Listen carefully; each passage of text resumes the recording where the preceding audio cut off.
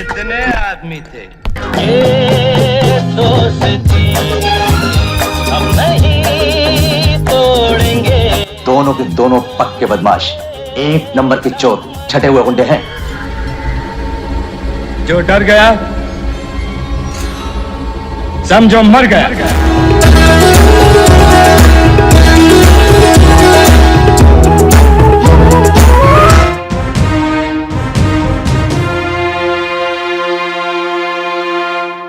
मेरी उम्र के नौजवानों के साथ मैं हूं सोहेब अलवी और आज हमारे साथ मौजूद हैं अम्बरीश रॉय चौधरी, जो एक राइटर हैं इंडिया में और मेरी तरह इनको भी फिल्मों का कीड़ा काट चुका है।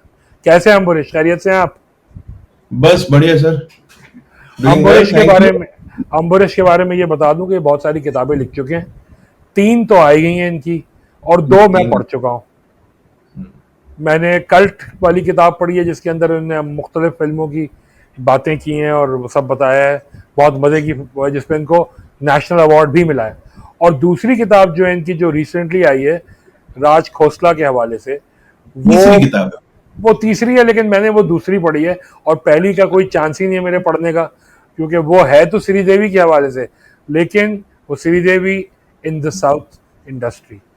लेकिन आज हम बात करेंगे फिल्म शोले के हवाले से, जिसके लिए हमने आपको आज पकड़ के रखा है। अगर किसी ने हिलने की कोशिश की तो भून के रख दूंगा।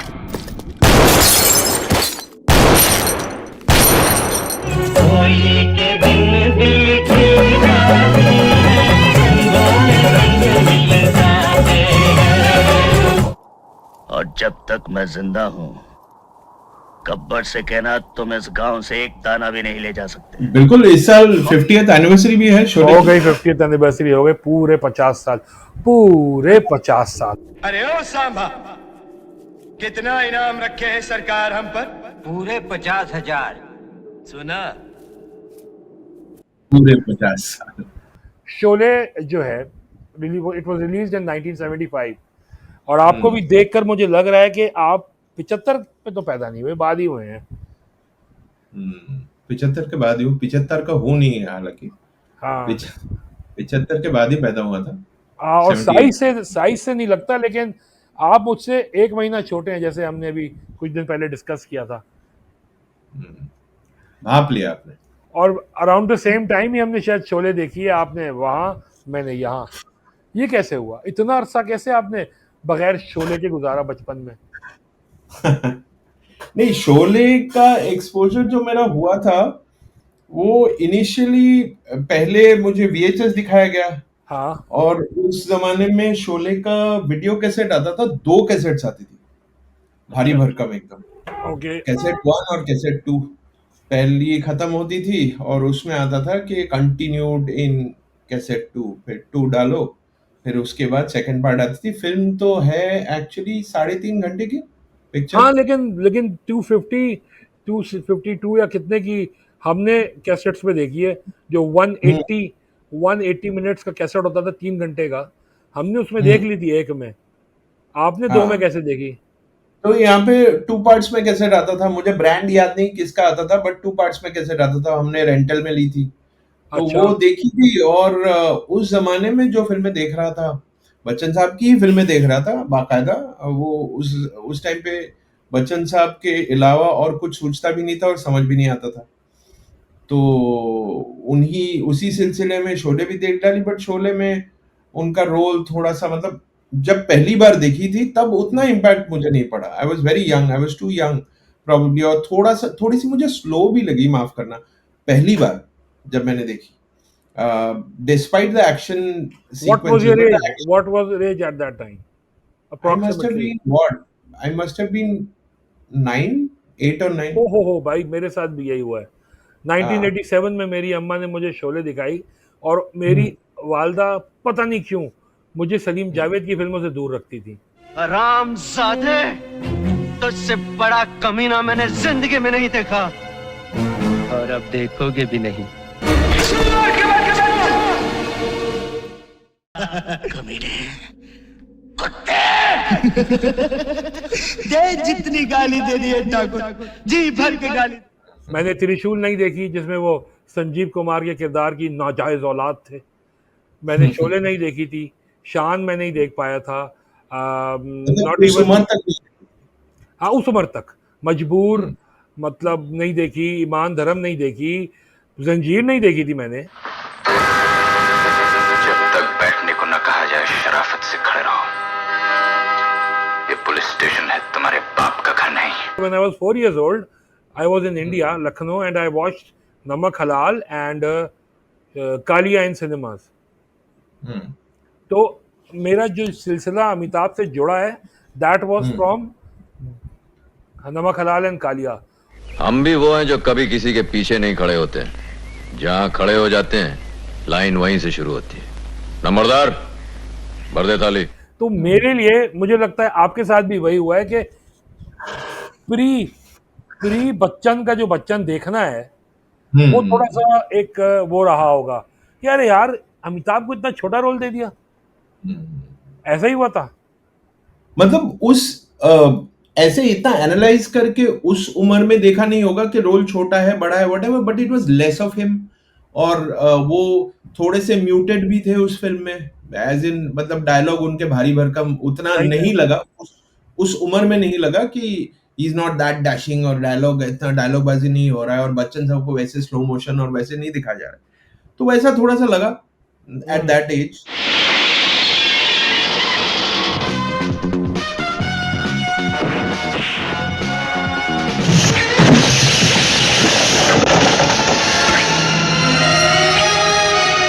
बाल नहीं था तो कुलियों का खून अपने बाप का माल समझ के बहा दिया। But what changed for me I think was कि बहुत ना ऑडियो कैसेट्स आते थे और मुझे बाद में पता लगा कि एलपीज भी आते थे जिसमें सिर्फ डायलॉग्स होती थी फिल्म की। हाँ ठीक है, तो गाने वाने एक आध लाइन के, बाकी पूरी की पूरी फिल्म होती थी। तो वो शोले के डायलॉग के कैसेट्स मैंने कहीं पे सुन लिए और यूं हुआ कि जिनके घर जाता था, हमारे एक अंकल थे, उनके घर जाता था और उनके घर जब भी जाता था ये प्ले करता था मैं टेप में, कुछ था कुछ डायलॉग्स में कुछ था, और ये हर बार चलता रहा सिलसिला, काफी बार हुआ ऐसे उनके घर पे। और वो सुनते कहीं ना कहीं पे I like to say that I discovered Sholay by hearing first. जब देखी थी तब पल्ले ने पड़ी पहली बार फर्स्ट व्यूइंग, बाद में बार मैं वो डायलॉग सुनता रहा, कहीं ना कहीं पे एक दुनिया जो मल्टीवर्स आजकल कॉमिक्स और इसकी दुनिया में बोलते हैं ना, तो वैसा एक यूनिवर्स सा दिमाग में बन गया ऑफ दीज कैरेक्टर्स सुनते। ठीक है, लोहा लोहे को काटता है और लोहा गरम है, मार दो हथौड़ा, दोज काइंड ऑफ थिंग्स। वो थोड़े से ना, I mean, you might not understand the nuance in the language, but थोड़ा बहुत एक आदमी सुर पकड़ लेता है, ये कुछ पकड़ लेता है, even as a child, one starts to repeat the dialogues, etc. छह गोली और रात बीती। मौसी, आप वीरू को नहीं जानती, विश्वास कीजिए वो इस तरह का इंसान नहीं है। एक बार शादी हो गई तो वो उस गाने वाली के घर जाना बंद कर देगा बस। बहुत जाने हाथ में ये हाथ हमको दे दे ठाकुर। ये इतना सन्नाटा क्यों है भाई? वो सर, ये पैर। चलो। क्योंकि हमने आपसे तो बात नहीं की थी, लेकिन अगर हमसे ये पूछ ही लिया तो हम बता ही देते हैं, हमारा नाम बसंती है। पहली बार सुना ये ना। शोले जो खुद हिट हुई है वो भी इन्हीं डायलॉग्स की वजह से ही हुई है। बिल्कुल लोग सिनेमा से निकलते थे, जब लोग सिनेमा से निकलते थे तो वो गानों के कैसेट नहीं खरीदते थे, जब उन्हें अमजद खान के डायलॉग्स मिले तो वो उन्हें पकड़ लिए। बहुत दिन के बाद गब्बर को कोई मिला है जो इतनी बात कर सके। अब आएगा मजा खेल का। वो दो थे और तुम तीन, फिर भी वापस आ गए। यही जियाले आए थे तुम्हें गब्बर सिंह से बचाने के लिए। निकल गई सब हेकड़ी इनकी, सब हेकड़ी। और जिस दिन मैं भाग निकला बहुत पछताओगे ठाकुर, बहुत पछताओगे। अब कहाँ गोली है कहाँ नहीं, हमको नहीं पता, हमको कुछ नहीं पता। अच्छा, ये तो खैर आपको और मुझे पता है, लेकिन लोगों को बहुत नहीं मालूम कि Amjad Khan was not doing Gabbar at the time of the मुहूर्त, बिल्कुल। And Amitabh Bachchan was not the original choice for his role. या और ये ठरक जो थी, ये डैनी और शत्रुघ्न सिन्हा जो थे, दे मिस्ड आउट, और उन्होंने ये ठरक एक आंधी और तूफान के नाम से फिल्म आई थी, बहुत ही फारिग, उसमें पूरी की कि उसके अंदर डैनी जो है वो विलन बने हैं, हेमा मालिनी के मियाँ जो हैं शशि कपूर, उनको मार दिया गया है शादी की रात, और हेमा मालिनी 2 लौंडे बुलाती हैं, वन इज मिथुन चक्रवर्ती जो धर्मेंद्र टाइप का किरदार है, and the other is Shatrughan Sinha जो हेमा मालिनी को पसंद करते थे, और वहां उन्होंने शोले क्रिएट करने की कोशिश की, और मेरी बदबख्ती कि आई वॉच्ड आंधी तूफान बिफोर शोले। आज तक मुझे किसी ने गाली देने की हिम्मत नहीं की है। आदमी काफी कड़क हो, मुझे छोड़ने का क्या लोगे?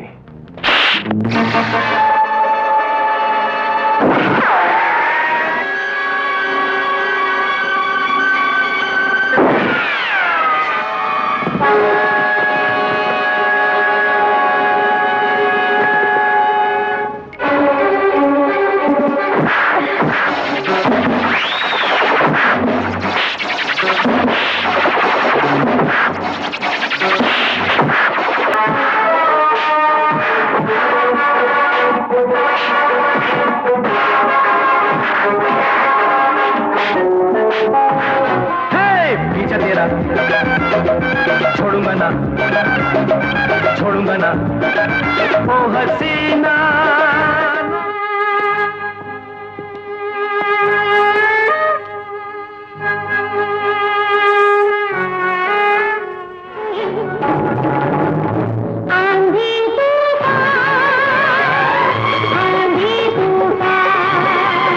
आई have not heard about this film. ये इनके डायरेक्टर कौन थे और क्या? यार आंधी आपको ध्यान है? तूफान के 1 मिनट यार, अभी 1 मिनट आप रुको ना। वो आंधी तो मिल ही जाएगी। तूफान मिल जाएगी उसको, मैं तो इसके डायरेक्टर भी सोचने की कोशिश नहीं की। आई गेस इट वाज 1985 है, and it was, I guess it was directed Babbar by Subhash. हो बी सुभाष डिस्को यार, डांसर। ओ भाई बी सुभाष। दुनिया है दिल वालों की, याद आ रहा है तेरा प्यार। तो झूमो तो नाचो और मेरे साथ नाचो, गाओ I am a disco dancer. सारे हंसिया नाचे नाचे, सारे जवान नाचे नाचे।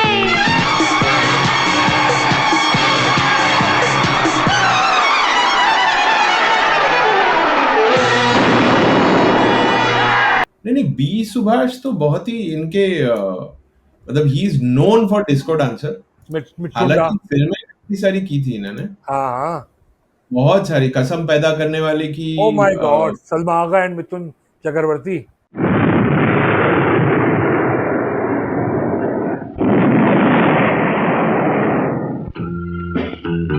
कसम पैदा करने वाले की। पूरा मिठुन अगेन मिठुन यूनिवर्स में इनका काफी सारा कंट्रीब्यूशन रहा है, राइट फ्रॉम डिस्को डांसर पे, उसके बाद कमांडो। भाई वारदात। मैंने तो खुद अपना जीना हराम किया है।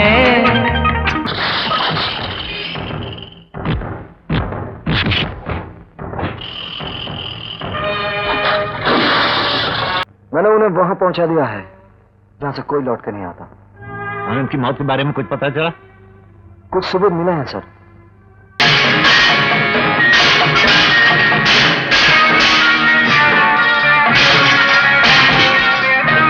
डी सुभाष की और एक नामचीन फिल्म है वो टार्जन, हेमंत बिरजे की। अच्छा, हेमंत बिरजे से कौन जानता है, हम तो भाई किमी काटकर से जानते हैं उस फिल्म को। हाँ, मतलब हम में हम से तो बहुत जानते सारे हैं। लोग हम जानते तो हो?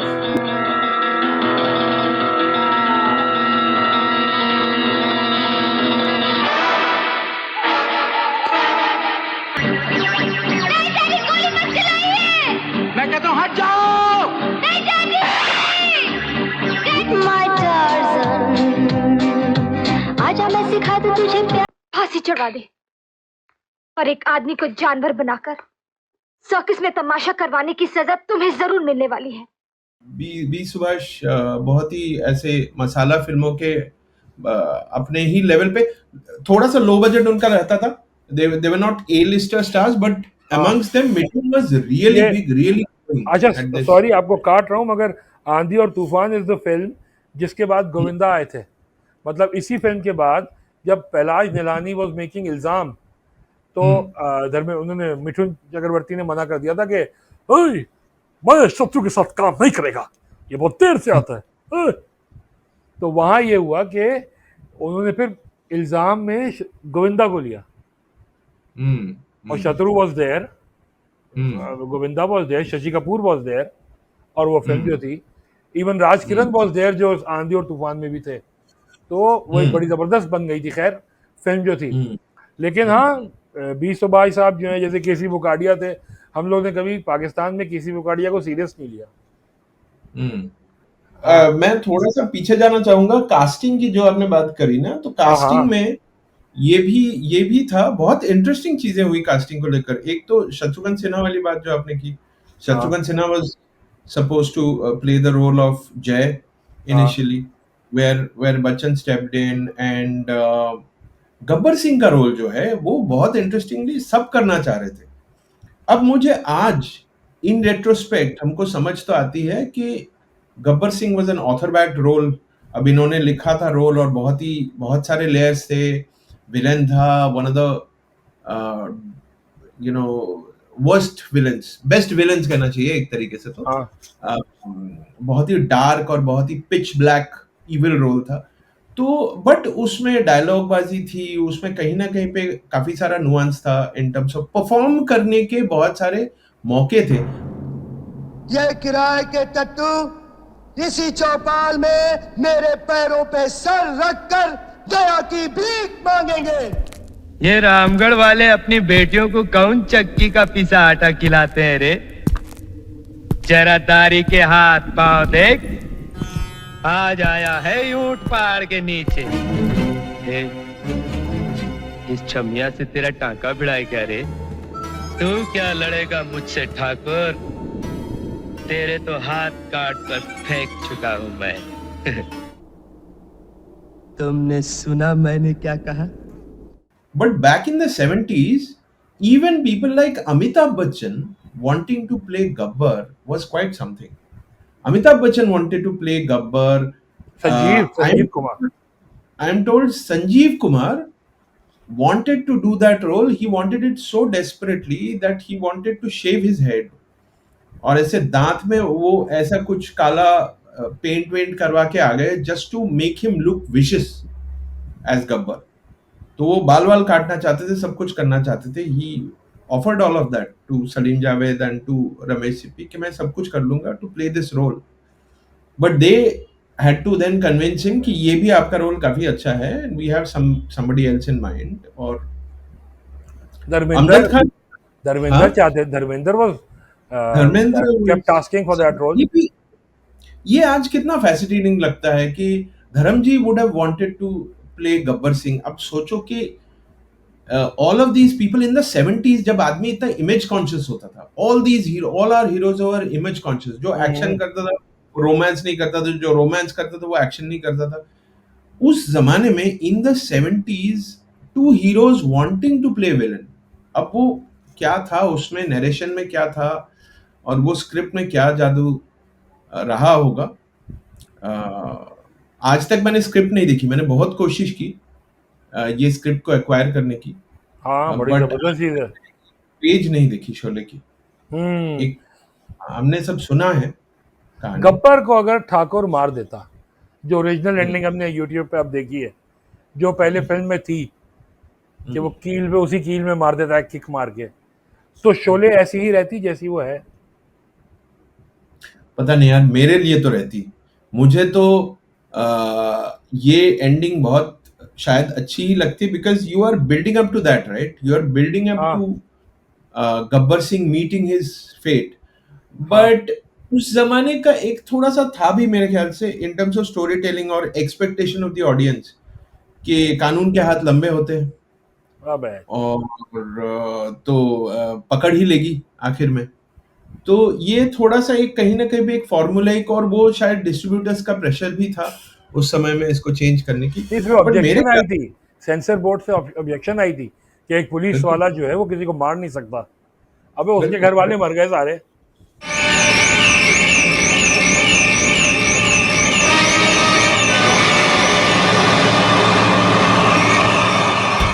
मेरे ख्याल से 70s और उसमें ना, एक लोग बाहर कुछ भी हो, रियल लाइफ में कुछ भी हो, बट फिल्मों से एक एक्सपेक्टेशन रहता था मोरालिटी का और जस्टिस का और ये सारी चीजों का। तो कहीं ना कहीं पे वो एक्सपेक्टेशन भी था, विलन है, विलन को, हीरो किसी को मारेगा नहीं। हीरो जो है वो किसी को मतलब जान से नहीं मारेगा कभी। और हो गई तो उसके बाद उसको रिग्रेट होगा, वो जेल चला जाएगा, एक्सेट्रा एक्सेट्रा। तो वो सेंसर की भी रूल थी, शायद लोगों का भी एक्सपेक्टेशन था। But I think for an audience of me, अगर मैं देखता, मेरे लिए Sholay, I would have felt a little better if Gabbar would have been killed after all the things that he killed a child, for crying out loud. Master अलंकार को वो उसमें shot है पूरा, और ये करते हैं, और बट नहीं, बट वो वही उड़ाते ट्रेन आ जाती है, ट्रेन आ जाती है। नो ट्रेन नहीं आती है, ट्रेन तो बाद में, but first there is a shot of him and then a shot of the child and he looks, points the gun, और उसके बाद ठाई करके आवाज आती है, it echoes and you see the swing. अच्छा, you see the empty swing, और फिर वो ट्रेन की आवाज आती है एंड यू, वो जो ये हट जाता है अच्छा, लास्ट से। तो मुझे याद आ रहा है कि वो यूं करके बच्चे को दिखाते हैं, बच्चे को कैमरा जाता है और ठाक की आवाज पे पे करके ट्रेन की आवाज आती है। ये शायद once upon a time in the west में ये था। हाँ, हो सकता है, ये ऐसे कुछ हो सकता है, पॉसिबल। लेकिन वो देखते हैं जो भी ओरिजिनल है, मैं ओरिजिनल यहाँ पे पैच कर दूंगा, या तो तुम गलत या मैं गलत, टॉस करते हैं।